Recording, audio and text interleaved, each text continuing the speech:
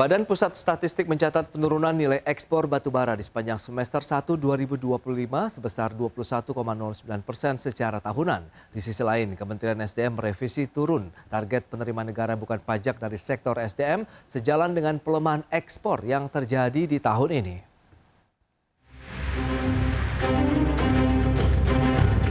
Badan Pusat Statistik mencatat nilai ekspor batubara Indonesia menurun 21,09% sepanjang semester 1 2025. Penurunan nilai ekspor tersebut terjadi di saat komoditas unggulan ekspor non-migas lainnya seperti besi dan baja serta CPO dan turunannya mencatat kenaikan nilai ekspor. Deputi Bidang Statistik, Distribusi dan Jasa BPS Puji Ismartede menyebut penurunan nilai ekspor batubara tersebut sejalan dengan pelemahan volume ekspor batubara yang mencatat penurunan sebesar 6,33% pada periode Januari hingga Juni 2025. Total ketiga komoditas unggulan ini memberikan share sekitar 28,97% dari total ekspor non-migas Indonesia pada Januari hingga Juni 2025. Nilai ekspor besi dan baja naik 9,79% secara kumulatif, kemudian nilai ekspor batubara turun 21,09% secara kumulatif, dan nilai ekspor CPO dan turunannya naik 24,81% secara kumulatif.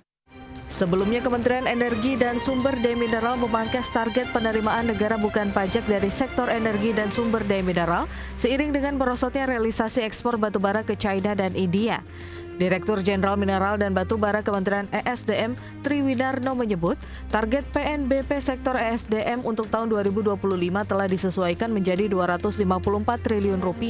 Angka proyeksi ini lebih rendah dari target tahun sebelumnya yang mencapai Rp269,65 triliun. Tri pun berharap revisi target ini bisa tercapai meskipun tantangan global semakin kompleks. Jakarta, Tim Liputan IDX Channel. Ya, untuk membahas tema kita kali ini, optimalisasi kinerja ekspor batubara hingga akhir tahun 2025, kita sudah tersambung melalui Zoom bersama dengan Bapak Angga Wira, beliau adalah Ketua Umum Asosiasi Pemasok Energi, Mineral, dan Batubara Indonesia atau ASPEBINDO. Kemudian sudah bergabung juga Profesor Tumiran, beliau adalah Direktur Engineering Research and Innovation Center, Fakultas Teknik UGM, dan juga anggota Dewan Energi Nasional periode 2009-2019. Langsung saja kita sapa. Halo Prof. Tumiran, apa kabar? Halo. Mas Pras, apa kabar? Sehat-sehat. Terima kasih ini ketemu lagi di udara ya. Baik, terima kasih. Di udara juga. apa di ya. Baik, terima kasih Prof atas waktunya. Sama Pak Angga ini ya. Mas Angga apa kabar, Mas? Ya, Prof. Baik, Mas Pras, Prof Tumiran. Baik, terima kasih atas waktunya. Ya, sebelum membahas lebih jauh, Prof Tumiran mungkin akan sedikit kita review ya terkait dengan kinerja sektor batubara khususnya eksportasi nih. Batubara di mana dalam 5 tahun terakhir ini trennya cenderung naik terus ini, Prof Tumiran. Bagaimana review Anda? Ya, kalau saya memandang itu harusnya batubara menjadi sumber daya energi nasional ya. Jadi itu harusnya menjadi bagian yang harus kita pertahankan ada di perut bumi Indonesia itu. Jadi waktu kita nyusun kebijakan energi nasional itu sebenarnya batubara itu menjadi tulang punggung cadangan strategis nasional gitu. Jadi ini sebenarnya menjadi suatu konteks yang kontradiktif. Di satu sisi Indonesia punya komitmen untuk mengurangi emisi, tetapi di satu sisi kita mengupayakan eksploitasi untuk ekspor. Sehingga sebenarnya komitmen kita mengurangi emisi, kita membakar solar energi bersih, tapi menjadi costly. Sementara industri hilirnya untuk industri bersih itu belum tumbuh. Ini menjadi kontradiktif gitu. Jadi secara konsisten di dalam pergaulan global, sebenarnya konsisten, kalau saya memandang konsistensi pemerintah itu di mana gitu. Mau dapat uangnya atau cepat menghasilkan emisi gitu. Jadi sebenarnya dengan ada pengereman ini harusnya memberi suatu hal yang positif bagi kita untuk berpikir bagaimana batubara pasar dalam negerinya kita tingkatkan. Bukan kita reduksi, misalnya sekarang kita mikiri early retirement segala ya.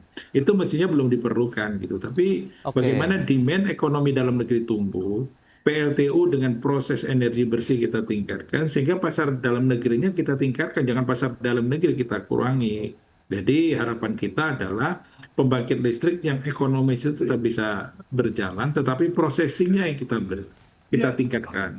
Atau sekarang kita kesempatkan, kita upayakan hilirisasi batu bara menjadi gasifikasi, menjadi DME, metanol atau amonia dengan teknologi CCUS misalnya kan, atau produksi hidrogen biru dari batu bara disertai penangkapan karbon. Ini adalah upaya lain, tetapi harus bagaimana optimalisasi mengupayakan penguasaan teknologi itu bertambah. Jadi sebenarnya ada strategi kalau memang sekarang misalnya BUMN-BUMN dipegang Danantara. Danantara harus punya strategi khusus dalam hal ini bagaimana optimalisasi sumber daya manusia kita, kemana roadmap pemanfaatan batu bara dalam negeri yang menjadi resources kita, memberikan nilai tambah. Ini saya kira Danantara harus respon itulah ya. Kemudian BRIN harus berpikir bagaimana akselerasi knowledge researcher di BRIN bekerja sama dengan sinergi dengan Danantara yang sekarang menghaul banyak finansial itu bergerak mengkreat pasar kita, memberikan nilai competitiveness. Jangan seperti ekspor kita turun kita langsung sedih soalnya devisa kita nggak ada.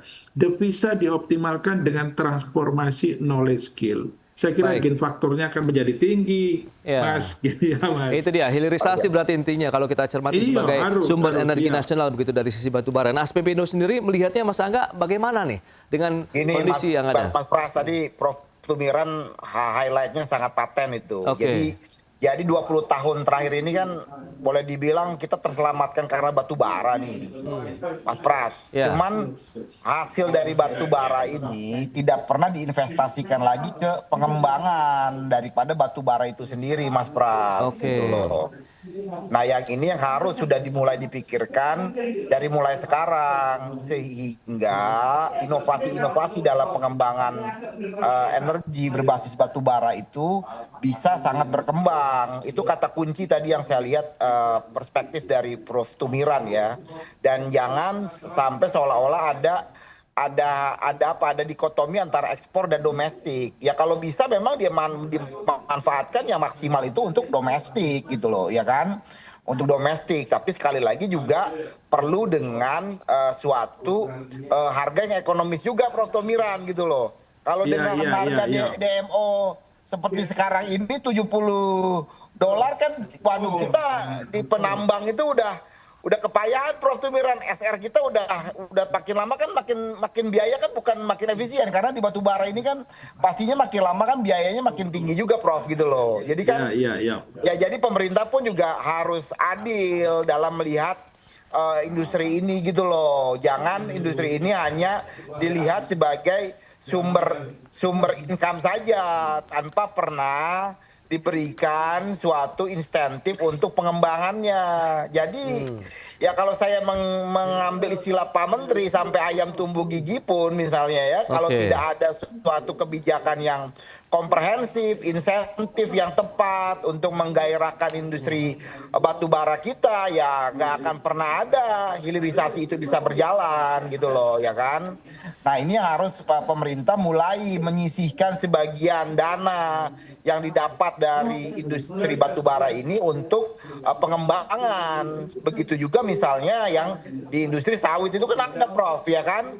Industri sawit kan punya seperti itu, ada dana untuk pengembangan, sedangkan di batu bara nggak ada, Prof. Nah ini mungkin dari akademisi ini Dan ini harus memberikan masukan kepada pemerintah. Kalau nggak sulit, Prof, kalau hanya benar-benar ini B2B saja. Padahal kan ini kan SDA yang kita miliki yang jumlahnya masih cukup besar. Tapi kalau SDA ini tidak dikembangkan, penggunaannya ya masih begini-begini aja, nilai tambahnya akan sangat kecil. Kira-kira gitu, Mas Pras. Tapi apakah bisa selaras seiring sejalan kalau kita bicara bagaimana meningkatkan kinerja ekspor, kemudian pemenuhan kebutuhan di dalam negeri nih, Mas Angga, sehingga tadi sih ada benar-benar manfaat yang bisa saling menguntungkan, perlu ada dana pengembangan lagi ke batu bara sendiri. Jangan di head to head antara dalam negeri dan ekspor. Kalau ekspor ini kan juga tergantung demand juga. Kita kan nggak bisa mengendalikan demand dunia juga, Mas Pras, ya kan.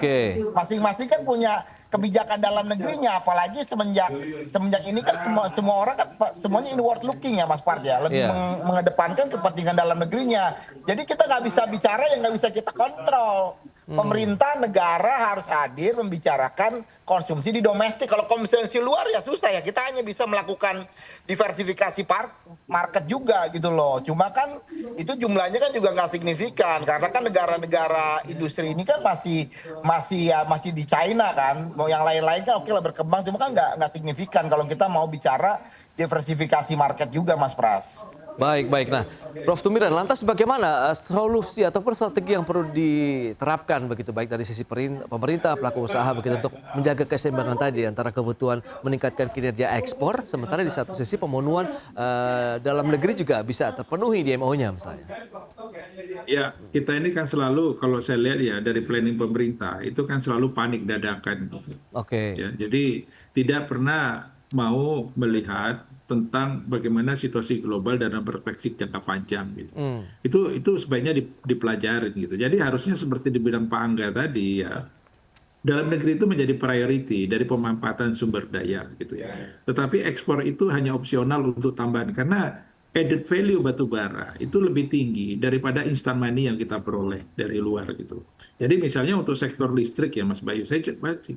Batu bara itu kalau untuk sektor listrik itu di sektor industri paling-paling kontribusi energi dari pembangkit itu ya kurang-kurang rata-rata kurang dari 10% kan.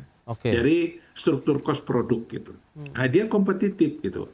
Nah, kemudian kalau industri kita bisa tumbuh, harga batu bara ini compete, kemudian added value di industri itu adalah melalui faktor proses transformasi knowledge, teknologi, itu added value-nya menjadi lebih tinggi kan. Nah, substitusi di sini bisa berjalan. Jadi industri hulu kita tumbuh, hilir kita tumbuh. Coba kita bagaimana belajar kayak China mengelola tata kelola industri, tata kelola batu bara. Kenapa batu bara di China itu bisa tumbuh? Nggak ada yang dia ekspor ya. Dia produksi mungkin sekitar 4 miliar ton setahun.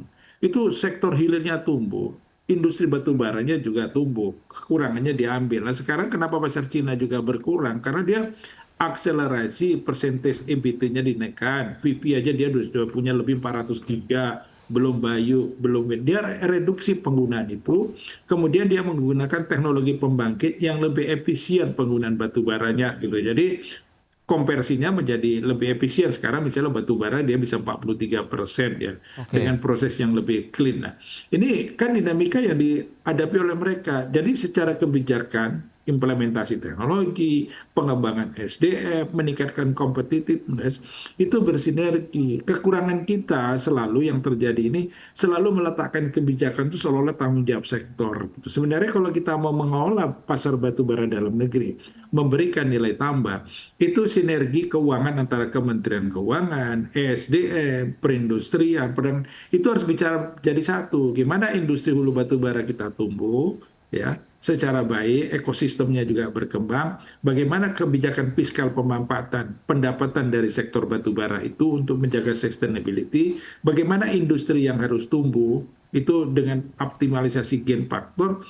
saling memberi kontribusi. Itu kan saya nggak lihat Mas gitu. Sehingga seolah-olah paniknya ini ekspor kurang, duit kita berkurang. Keliru. Sebenarnya duit kita lebih banyak kalau itu bisa memaksakan membuat rodi bangsa melalui gain faktor knowledge dan skill. Tadi nilai tambahnya lebih tinggi Mas Angga. Tapi kalau bicara kan seolah-olah kita bicara akademik ya. Wah ini kan bicaranya orang kampus, eksekusi di lapangan beda. Sebenarnya semua konseptual itu harusnya melalui akademik, implementasi di kebijakan, eksekusi di lapangan itu bisa jalan. Ini kan teman-teman pengelola batubara kan sudah lama ngeluh soal ini, memberi masukan ya, bukan ngeluh, tapi mereka memberi masukan pendapatan batubara itu, cobalah diatur oleh negara, enggak pendapatan baru dari PNBP, dari pajak itu habis begitu aja, mas setiap APBN setiap tahun habis cari lagi, tapi nggak disisihkan dari pendapatan itu bagaimana misalnya untuk hilirisasi batubara prosesnya itu kan bisa dikembangkan teknologinya oleh pemerintah, industrinya oleh pemerintah. Maka saya sebut tadi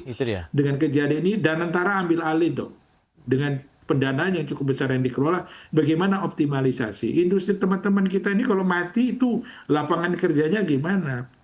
transportasi yang sudah berkembang, sektor batu bara, tongkang, masyarakat, itu kan juga harus dipikirkan untuk jangka panjang, Mas Pras. Betul, dan strateginya seperti apa kalau kita bicara mengenai mekanismenya di lapangan begitu, sehingga sinkron antara tadi ilmu pengetahuan yang dimanfaatkan begitu untuk meningkatkan lagi kinerja produktivitas, kemudian daya saing dan ekspor batu bara Indonesia. Kita bahas nanti di segmen berikutnya. Prof. Tumiran, Mas Angga, kita akan jeda sebentar. Dan pemirsa, pastikan Anda masih bersama kami.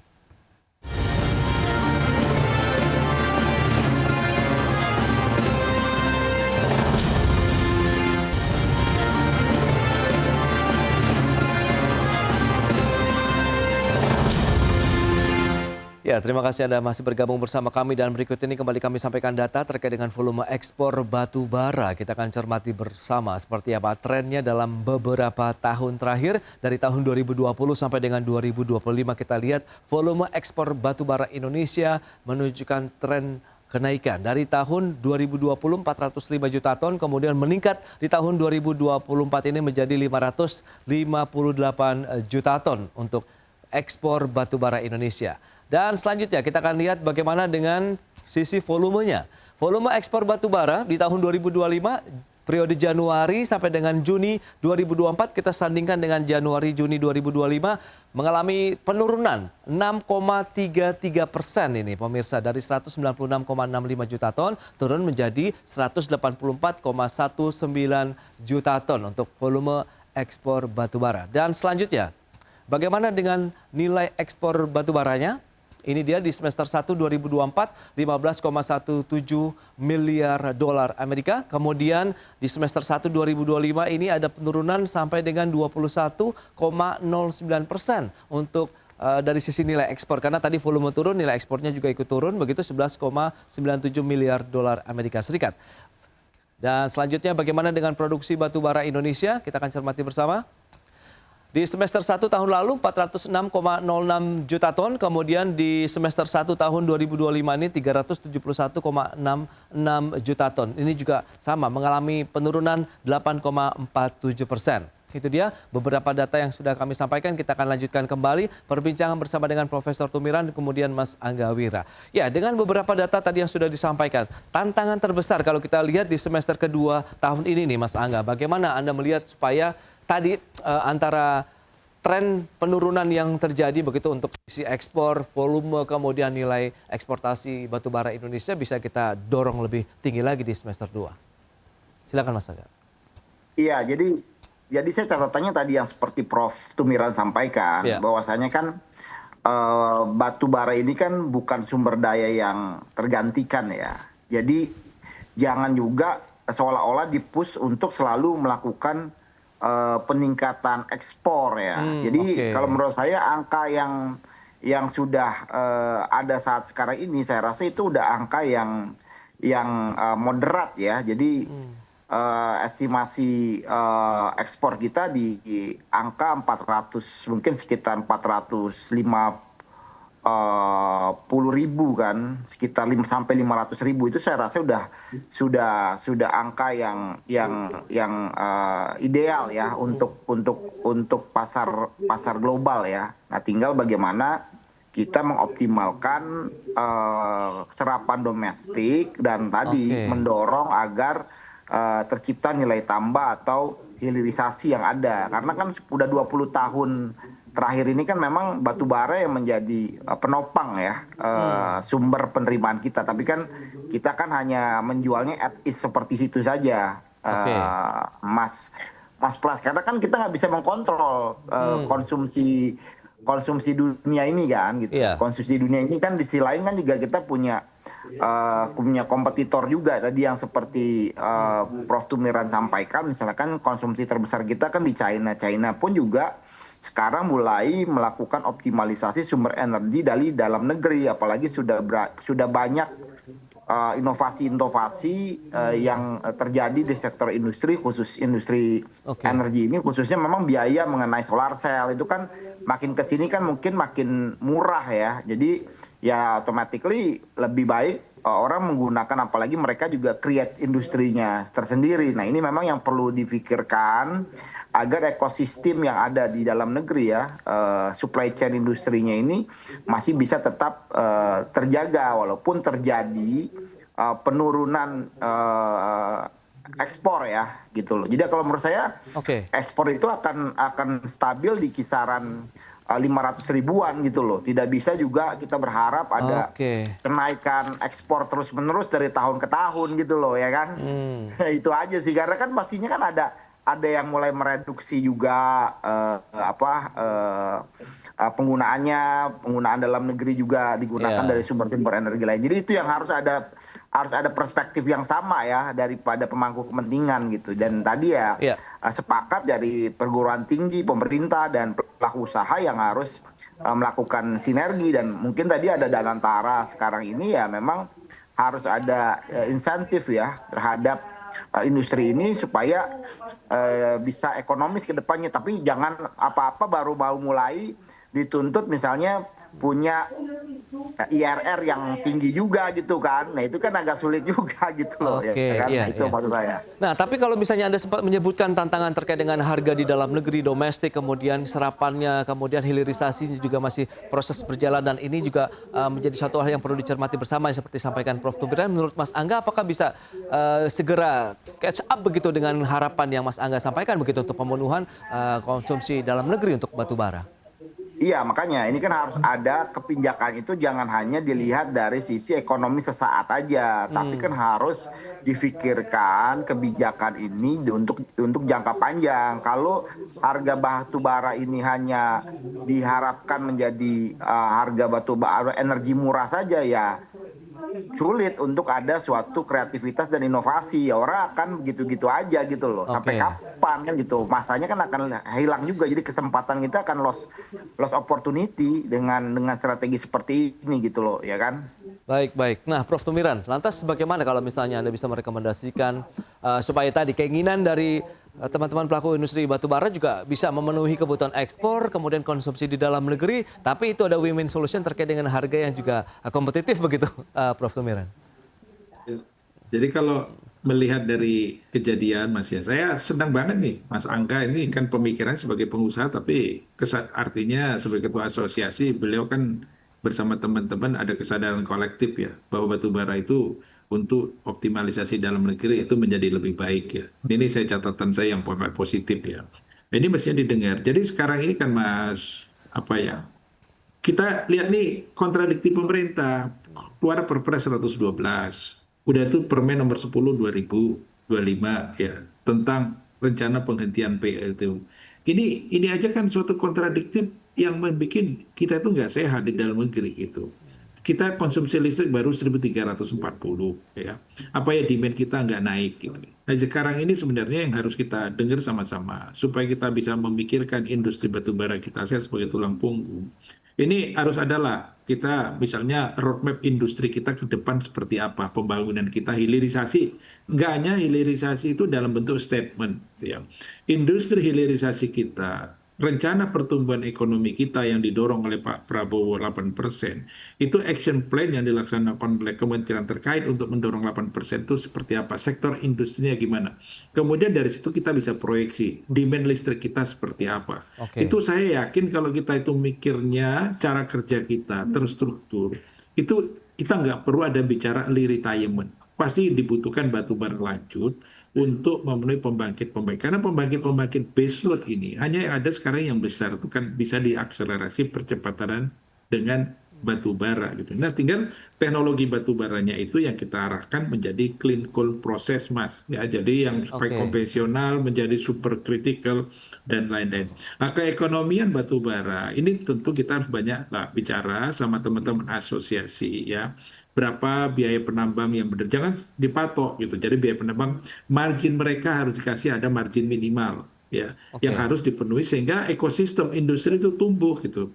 Jangan dipatok gitu. Karena sekarang dengan kemarin misalnya saya juga realistis ya, dengan kemarin mendadak harga batu bara dunia itu penambang-penambang yang berinvestasi di itu rata-rata juga menaikkan production cost kan ya.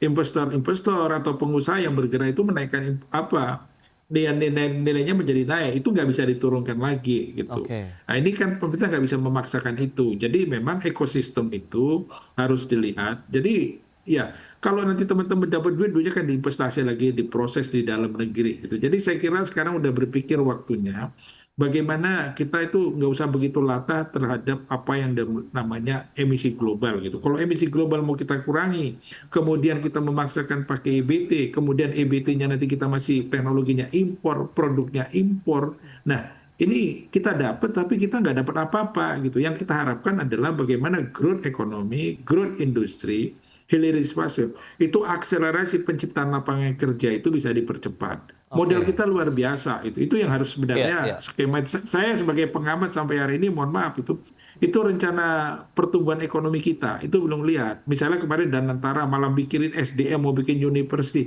Saya kritik ngapain bikin university gitu loh. Roadmap-nya aja industri. Kemudian tenaga ahli yang belum ada itu tanya ITB, tanya UGM, tanya UI, tanya ITS. Yang dibutuhkan Danantara itu tenaga kerja seperti apa sih untuk mengisi roadmap industri misalnya. Jadi jangan berpikir lagi bikin SDM melalui perguruan tinggi. Pusing Mas, emangnya 5 tahun langsung jadi gitu ya. Mending kasus-kasus seperti yang diceritakan Pak Angga ini kita tata. Gimana tata kelola batubara, industri kita, sektor listrik kita, growth, itu kita bikin roadmap. Seperti apa tenaga kerja yang mau diserap dan lain-lain gitu Mas. Baik Prof, itu dia. Yang penting sinkronisasi begitu ya antara kebijakan pemenuhan ekspor, kemudian bagaimana menjaga konsumsi domestik tetap terjaga, dan tadi yang penting pelaku usaha juga tetap bergairah ya dalam menjalankan bisnis mereka di sektor pertambangan batubara sekaligus juga untuk memenuhi kebutuhan energi nasional. Yang penting itu Mas, goalnya output yang mau dicapai itu terukur ya, jelas. Dibicarakan mencapai goal itu seperti apa, itu diskus semua kebijakannya pemerintah, teman pengusaha, investor, kebijakan fiskal itu disinergikan. Saya kira akan jalan Mas. Baik Prof Tumiran, saya sekali waktu terbatas. Terima kasih banyak nih atas waktu yang disempatkan untuk diskusi kita hari ini ya. Selamat melanjutkan aktivitas Anda kembali. Salam sehat. Sampai berjumpa kembali Prof Tumiran, Mas Angga. Terima kasih banyak. Terima kasih Mas Angga. Baik pemirsa, 1 jam sudah saya menemani Anda dalam Market Review, dan perbaharui terus informasi Anda hanya di IDX Channel, Your Trustworthy and Comprehensive Investment Reference. Karena urusan masa depan harus terdepan, aku investor saham. Saya Prasetyo Wibowo beserta seluruh kerabat kerja yang bertugas pamit undur diri. Terima kasih, sampai jumpa.